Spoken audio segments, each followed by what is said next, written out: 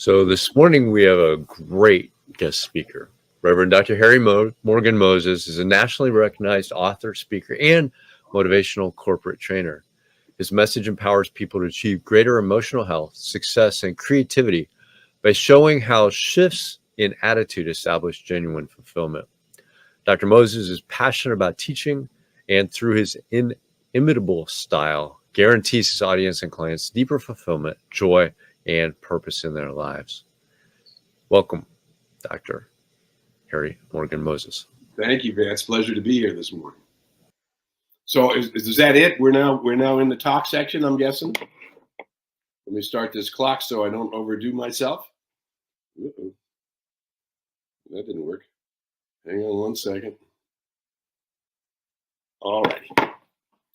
All right. Well, good morning, everybody. So if you saw the title of the talk is entitled The Way of the Soul. And very often I speak of this nature. And what we're talking about is that we come from the light, right? The Tibetan book of the Besaid said, we come from the light, we put on a coat of skins, and we shall return to the light. There's a wonderful New Thought teacher named Roy Eugene Davis who worked for many, many years. And one of his great lines is, I am an immortal spiritual being, superior to my mind, to my body, and to my experience. I am an immortal spiritual being. So it doesn't say you don't have a mind. It doesn't say you don't have a body. It doesn't say you don't have experience. It says that who you are is something greater than that. And if we came from the light, and here are some of the ideas that Dr. Ernest Holmes shared as a great metaphysician from the last century. He says the impulsion of the universe is love. In other words, the reason the universe created itself in manifestation is because it loved itself. And it was conscious of itself. So spirit or God or source was conscious of itself. And therefore it blew itself into all of creation. And then I always love the simple story of like, well, wow, look at how beautiful this is. And there was no one to share it with. So the universe births self-consciousness in its own creation. So that you and I become self-conscious beings. I am, and I know that I am. I'm aware that I am. And whatever it is that I am, I did not create. I discovered it. I woke up and went, oh, I exist. I seem to be existent. Well, if the impulsion of the universe is love, and the movement of the universe is through all intelligence, because all intelligence comes from the same source. We often hear in our teaching, there's one mind, that mind belongs to all people. So we really don't have separate minds. We have the place in mind where we're vibrating, in consciousness where we attract those who are like us. If you've ever heard a gong, what you know is that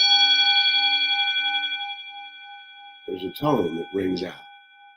And you and I, each one of us is a tone. We're a vibration in the universe through our consciousness, through what we become aware of. And that tone rings out into what we call the law of mind or the law of the circle. And it returns to us as our experience. So here you have the essence of the teaching, that the impulsion of the universe is love, and that the universe is governed through a law. And that law is the law of the circle or the law of mind, which means that each one who is a self-conscious being, once you evolve high enough up the spiral of evolution, that you become aware of yourself, right? Then you become aware of the multiple dimensions. If you were here early on, there was a meditation playing by the Reverend Dr. Michael Beckwith. And he was talking about we become aware of ourselves as mental, physical, spiritual, emotional, etheric beings. Coming back to the Roy Eugene Davis line, we know that we are immortal spiritual beings. Now, if we combine all of that, we came from the light, we put on a coat of skins. What I am is greater than what I appear to be. And now we begin to focus on, well, why? Why did I come from the light? Why did I come from the light? Well, every one of us came from the light into this era of time in order to say yes to the universe, in order to say yes to the purpose of our soul's reason for incarnating. We know that we incarnated. We know that when we're finished with this lifetime, we're going to move into a new level of expression. We know that we are immortal spiritual beings. So then we begin to ask the question, why did I come here? And here's the thing. We all came here from the light as these immortal spiritual beings, aware of why we came here. There was a wonderful teacher in our movement called Marlene Oakes, wonderful teacher, taught for many, many years. And Marlene Oakes says, but when we came from the light, we moved through the amnesia mist. Meaning we come into this very thick dimension, right? That everything is light, but light here on planet Earth, right? This is hard. If I whack myself with this in the head, it's going to hurt because it's thick. Hence, this third dimension we realize is thick. And that's why everything is slowed down. The vibration of light is much faster than anything in the vibration of matter, right? So when we're surrounded by matter, we're in a much slower dimension, and what we call it spirit, soul, and body, or mind, body, and experience. The last thing, the farthest thing out from our true nature is the body and the body of our experience. And once we begin to realize that, now we can begin to back up into our being, back up into the source of our being, back up into this I am an immortal spiritual being nature. And we do this through our prayers and meditation. Our prayers now, once we realize that we are one with the one, that we were born in the image and likeness and incarnated as a self-conscious being in order to witness more and more of who and what we are. So here's the line that I love, this line from the 12th century mystic Meister Eckhart. He says, the soul, so this is the I am that came from the light, my soul, right? I came from the light, I put on a coat of skins, and the soul now is my guiding force. So the way of the soul, this is the line that I wrote to describe this talk. It says, the path of fulfillment, the path of complete fulfillment walks with each and all. It is always available, and it is your high self.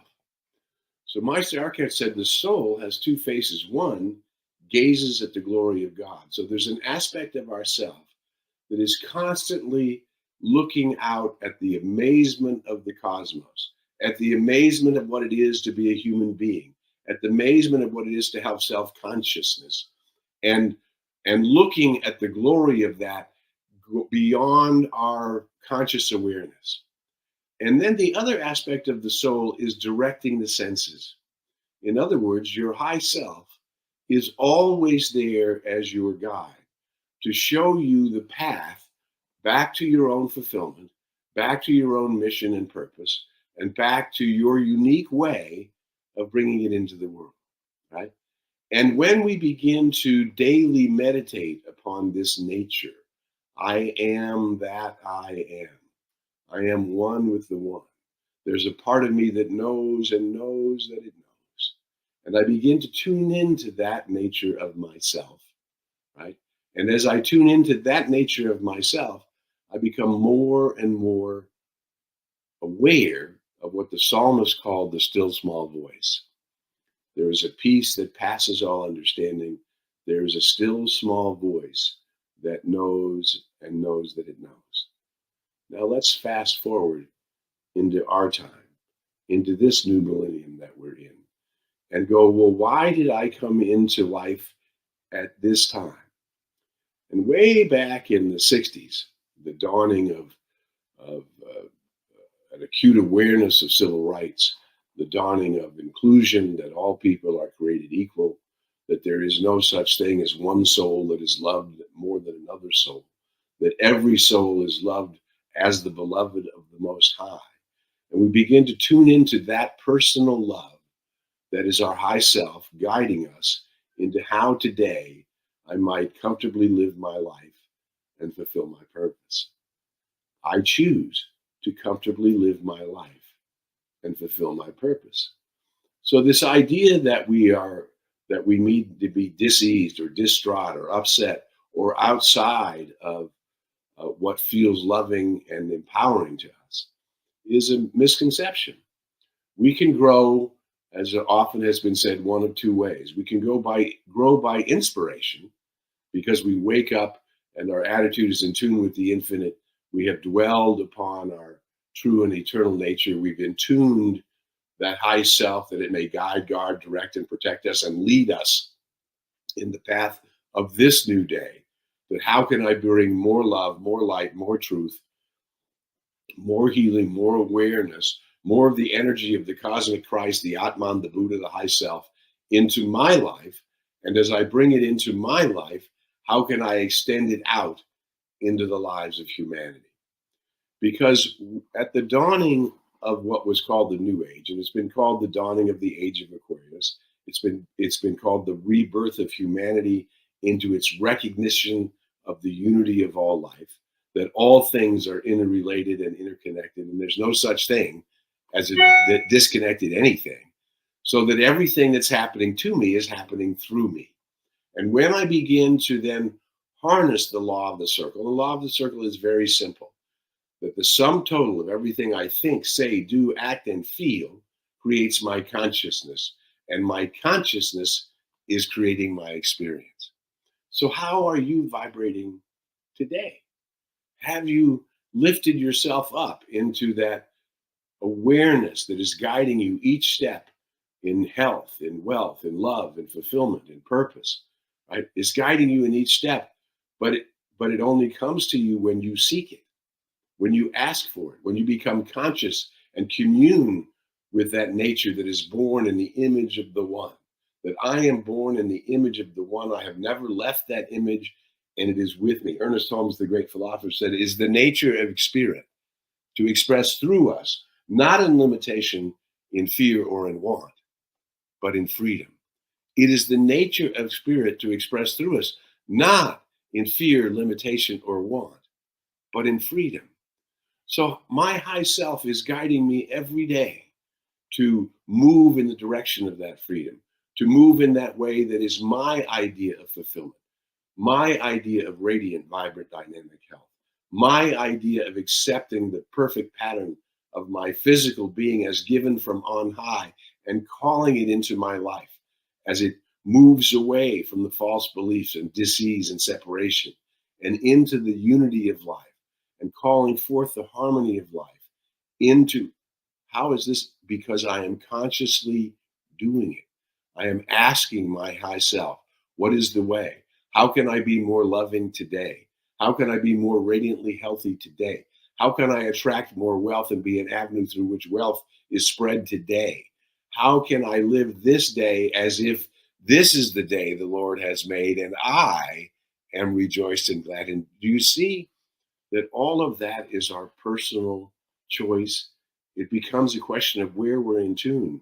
And if we're tuning into the world of affairs, into the world of news and hate and fear and prejudice and doubt and separation, then that level of vibration will return to us as our experience.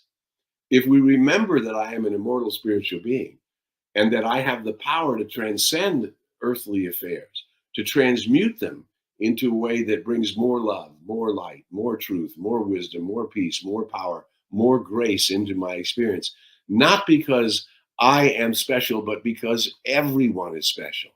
And because I am tuning in to that unique self that is guiding and directing me every day to unfold the glory of the I am that I am, the glory of the cosmic Christ, the awakened Buddha, the glory of the Atman as the Neshama. It matters not what tradition we came from. It matters not what we have believed before. What matters is, what do we believe now? What do we believe about who and what I am? What do I believe about myself as a being who came from the light? And as I begin to attune myself with the way of the soul, this way that is gazing at the glory of God while directing me every day, walk this way, extend yourself in kindness in this way today, extend yourself in generosity in this way today, extend yourself to include other people in this way today, extend yourself to see through the war, the violence, the corruption, the prejudice, and the mistakes of humanity, not blaming them, but simply saying, I forgive myself and my mistakes, and I forgive humanity and its mistakes, and I am moving to my experience in a new way today. I'm a place of love and light and truth and wisdom and peace and poise. You see that these things do not come automatically. You're not getting these things if you're reading the daily newspaper. You're not getting these things if you're listening to the evening news or watching the various channels that have this point of view and that point of view.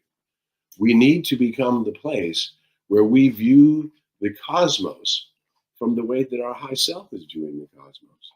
That we're viewing the cosmos. This is Casper. He likes to come up and say hello. He has a show on Tuesdays on Facebook and YouTube called Coffee with Casper. We invite you to join us anytime there. But we're all light workers. Everybody here is a light worker because we tuned into the unity of all life. We've tuned into the fact that I am an immortal spiritual being.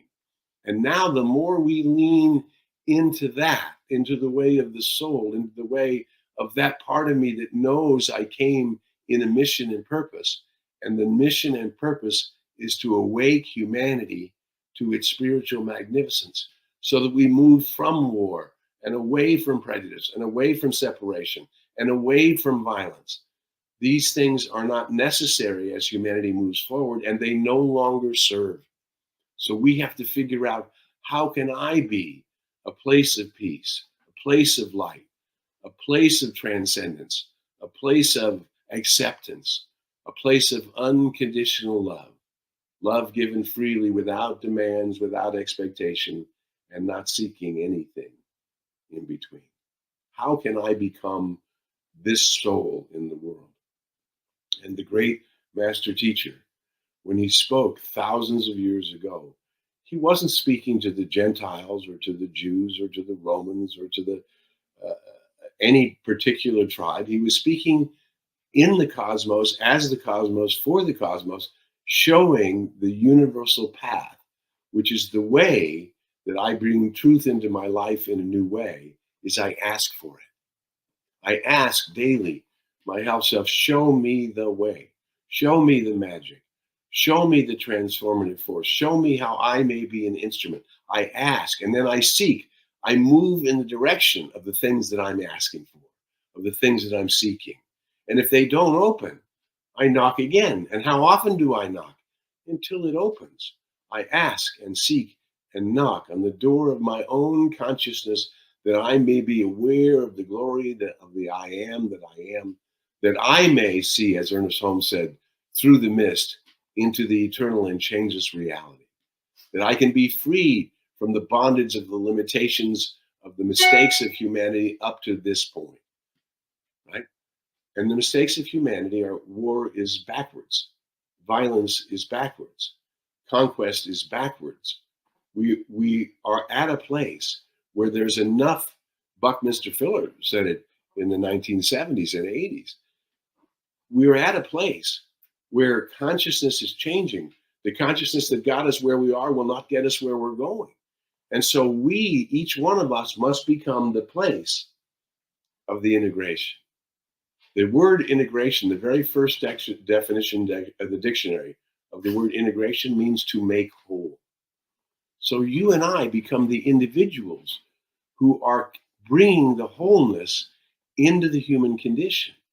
We are helping humanity step beyond its misconceptions by deciding to do it ourselves in our own lives, by deciding to be an attractor factor to the greater good in our lives, by stepping beyond my own past limitations and waking up into the cosmic reality of the I am that I am, and not separating myself as a human being from myself as divinity. No, I am that now, and I am walking with it now. I am listening to the voice of my high self now. I'm in tuning to it now. And it matters no whether you're addressing crowds of thousands, or if you're addressing your closest friend, or if you're addressing the stranger you just met in the coffee shop, or you're being kind to the waitress, or you're being generous to the cashier, or to your dry cleaner. It doesn't matter where we bring the light. It matters that we bring the light. That each one of us bring the light of our awakening self, our highest self, into the world through our physical body today, in mind, in body, and experience, and in action. We begin to be the place where we are following that I came to help humanity remember its nature. If you came to help humanity remember its nature, then it's essential that you remember yours. So we become the integrators. We become the place where we walk not in fear and doubt and want, but in freedom. We become the place where we extend ourselves beyond any appearance of separation, and know that the unifying power of love is guiding, guarding, protecting, and directing each one of us, and then the groups of people that we attract. So everybody here on this broadcast with Centers for Spiritual Living, and all the other Centers for Spiritual Living, and all the other teachers of the unity of all life, we have more awakening teachers on the planet than we've ever had before. There's more than there's ever been. And it is not the great work of ourselves. It is the great work of each of us and all of us together, by uniquely being in tune with ourselves, by listening to that soul that is directing my senses in the way that I might be the most awakened, the most an instrument of peace in the world, an instrument of kindness in the world. You know, the great Buddhist teacher, the Dalai Lama, you ask him, when you ask him his religion, he doesn't go into the details of all the things he's learned as a learned man in the Buddhist tradition. He simply says, my religion is kindness. And maybe that's simple for us. That we know we came from the light. We know we put on a coat of skins. We know we'll return to the light. And we will return vibrating clearer. We will return with a consciousness more in tune with the infinite than we've ever been before. We will have seen through the mist into the eternal and changeless reality, and be the place where that transformation is happening in the world. And yes, the world needs you. And yes, you're on purpose. If you found this broadcast today, then you're on purpose. And you must simply bring the simplicity of that purpose into your life, in your every thought, action, and reaction. Now, you may forget, you may stumble and fall, and that's part of being human. We forget, we remember, we forgive, and we go again. We step further and deeper into the glory of the I am that I am, into the glory of myself as the begotten of the Most High, into the glory of what it is.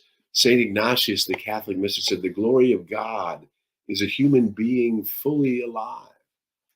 Wouldn't it be wonderful if we could celebrate our aliveness today? We could celebrate the good fortune. As Norma said in the beginning, I'm going to count my blessings and see, in fact, the universe is on my side. I'm going to draw the universe that's on my side into my life as a tangible force today. I'm going to take time.